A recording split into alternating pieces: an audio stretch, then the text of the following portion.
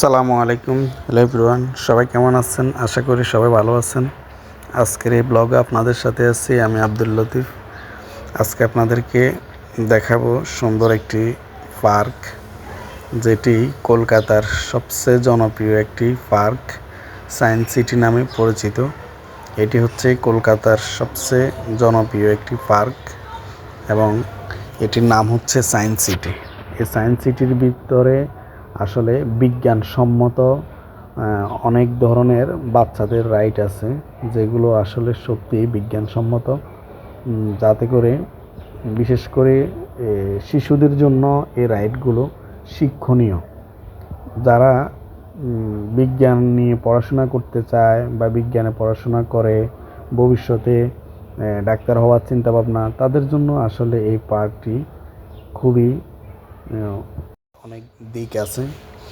তো আপনাদেরকে আজকে আমি দেখাবো সে পার্কটির ভিতরের দৃশ্যটি। এটি হচ্ছে পার্কের একেবারে সামনের দৃশ্য, ঢুকার আগের যে স্থানগুলো, ঢুকার আগের দৃশ্যটাও দেখুন, অসাধারণ। আসলে কলকাতায় এত সুন্দর একটি পার্ক আছে, এটা অবিশ্বাস্য হলেও সত্য যে কলকাতার মতো দেশে, কলকাতার মতো স্থানে এত সুন্দর একটি পার্ক তারা নির্মাণ করছেন।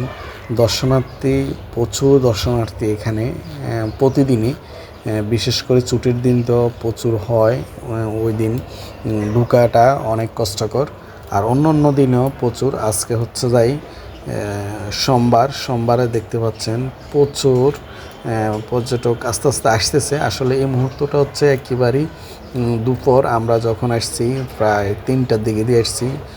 এখন প্রচণ্ড রোদের মধ্যে দর্শনার্থীরা আস্তে আস্তে আসতেছে।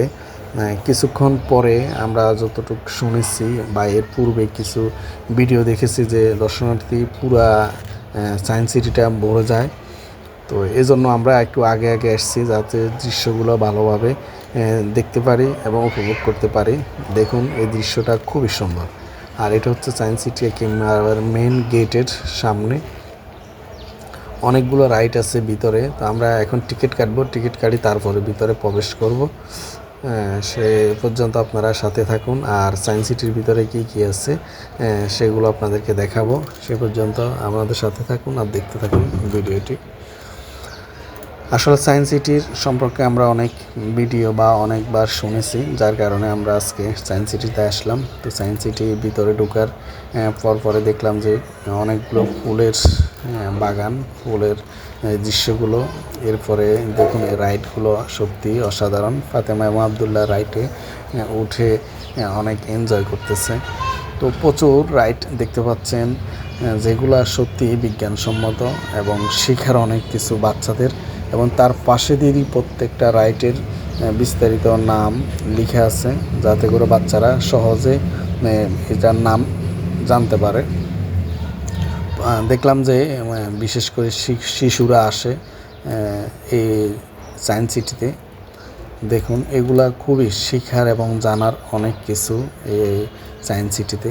আমি মনে করি প্রত্যেকটা শিশু যারা কলকাতায় আছেন বা ইন্ডিয়াতে ঘুরতে আসেন, তারা এই সায়েন্স সিটিতে আসবেন। সায়েন্স সিটিতে দেখবেন আপনার শিশুদেরকে নিয়ে, বাচ্চাদেরকে নিয়ে।